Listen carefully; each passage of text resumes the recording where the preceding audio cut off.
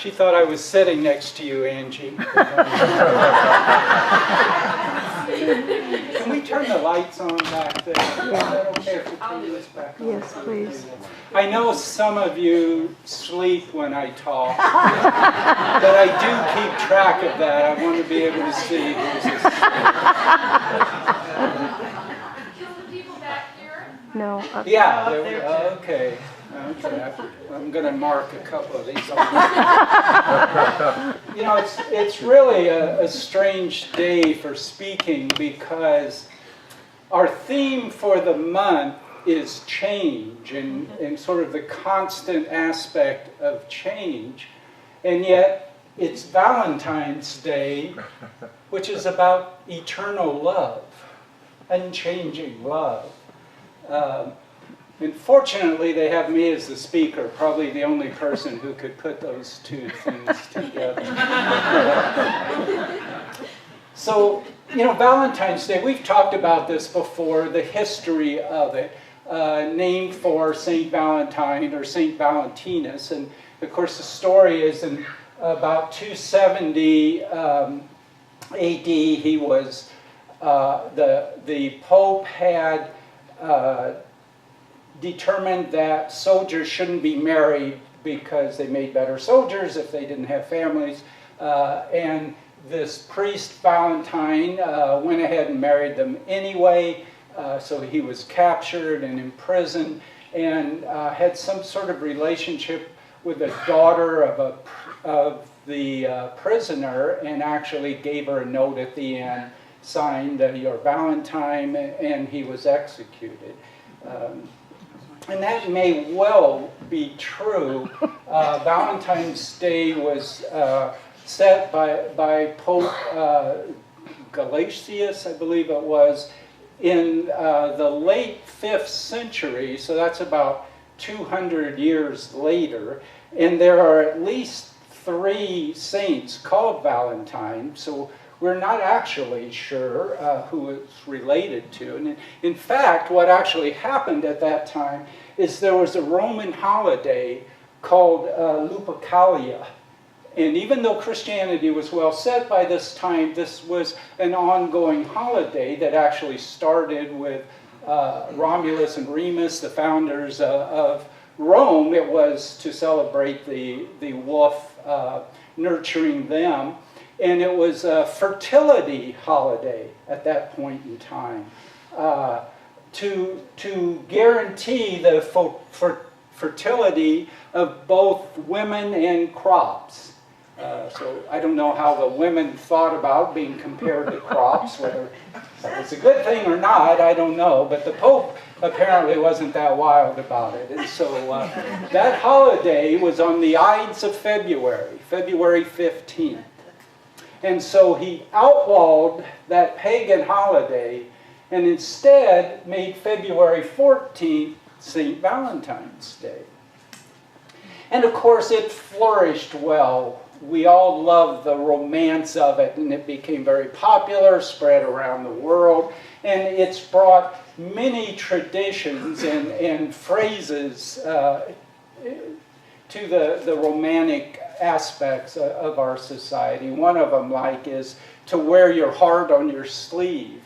You know, in other words, to be very, very open about your emotions. And they believed that came when knights were jousting, and their favorite lady would give them a scarf, and they would tie that scarf onto their sleeve to show who they were representing. So this romantic notion came from 2 people trying to knock each other off the horse. So as I said, the whole concept's a little bit confusing, but we know that Valentine's Day has done a great favor to our society because it allows us to eat chocolate a whole lot.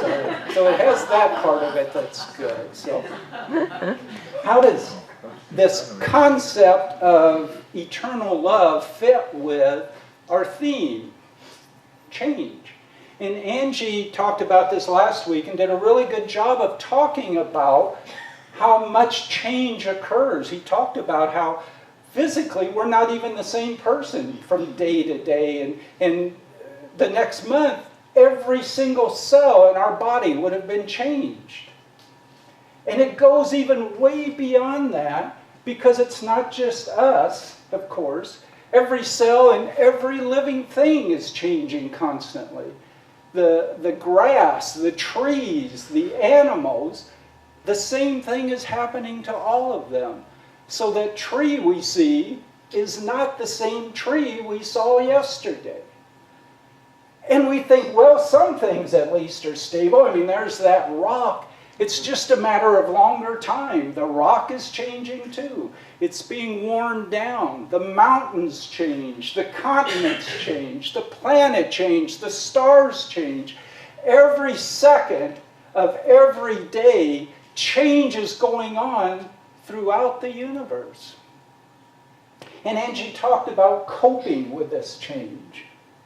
And we all know that what we need to cope with a lot is those difficult emotions. Many of you know the saying of the Buddha, holding on to anger is like grasping a hot coal in your hand that you're going to throw at somebody. And I know most of us, I assume, have had this in our lives at one point, that somebody just made us so mad, we're going around plotting our revenge and how we're going to get back at them. And all of the time, that coal is burning and burning and burning us. And there's this saying, holding resentment is like continually drinking poison and thinking the other person's going to die. And think about that. You had that in your life where somebody did something and it just drives you nuts. And every time you see them, it's like your stomach starts getting upset and you get this bad taste in your mouth. It's like drinking poison. And the other person's great. They're doing fine. And this is how these things are. Sorrow like that. It's a good emotion that we need. But if we hold it and hold it and hold it, it destroys us. And I think these are important concepts, but Jean passed a story on to me that I think is even more significant. It's a story about a philosophy professor, see, I have this, who walks into class holding a cup of water that's half filled. Now, what's she going to talk about?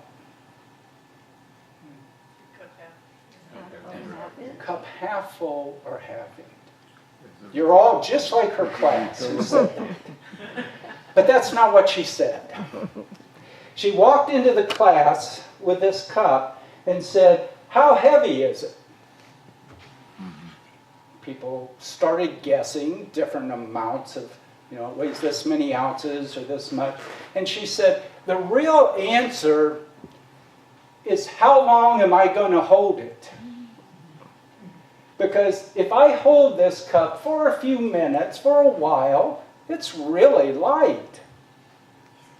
If I'm holding this cup for several hours, my gosh, it's starting to feel heavy. And if I wake up in the morning and I pick up this cup and I hold it like this all day long, every minute, all through the day until I lie down, this cup is going to weigh a ton. And not only that, my hand's going to hurt, my wrist is going to be sore, I'm going to have a hard time moving my arm and my shoulder because I wouldn't put the cup down." Now, to me, what is so significant about this story is that a glass of water is good for you. Unless you're in Flint, Michigan, that'd be a whole different talk. A glass of water is good for you, and yet holding it too long hurts you. So what does that tell us about change? And what does that tell us about, is anything eternal, or do we have to change? Is change absolutely required? Well, Jesus in the Gospel of Thomas said, "You are children of the light. You come from where the light establishes of itself." Now, what light is he talking about? Is he talking about the sun? Is this a different form of sun worship? Is he talking about some mysterious light that's in a galaxy far, far away? Is he saying we're children of a very bright halogen light bulb, that we're children of GE Electric? What light are we talking about? Well, in cosmology, the study of the universe, and particularly the study of the origin of the universe, the theory that's virtually universally accepted is the Big Bang Theory, that you're all, not the television show, the theory itself about the creation. And if you know about that, it says that at the instant of beginning, there was one energy only. That's all that exists. Think about that. Every single thing that's here, all of us, all of this, all energy, was at that point all just one energy. And the Tao Te Ching says, first there was the one. From the one came the two. From the two came the three. And from the three came the myriad things, came all things. So here we have three sources from Jesus, from astrophysicists, from the Tao Te Ching, saying that there's a level at which all things are one. And I believe this is the level, this is the dimension of eternity. It's in that dimension that nothing changes, that foreverness goes on. But from the one comes two. The two is the yin and the yang, the opposites, all opposites. Black and white, dark and light, right and left, good and bad, right and wrong, all opposites. And once you get to the level where those opposites exist, change not only occurs, change is this. It is change. That's what it's about. Once you have the two, everything is about change. So if we're living in the manifestation, both the physical and spiritual manifestation of change, how do we get to the concept of loving someone forever? And it kind of reminds me of a story of when I was in college, and I really only went out with this girl one time. But I thought this was going to be it because I was hearing from people who knew her. I heard them talking to each other and saying, yeah, she thinks Bob is immortal. And I think, she thinks of me as being immortal, as godlike. I mean, this has got to be the relationship of my life. And I was having a hard time to get a hold of her. Of course, when I did, she said, well, I didn't say immortal, I said immoral. So, you know, it wasn't the same.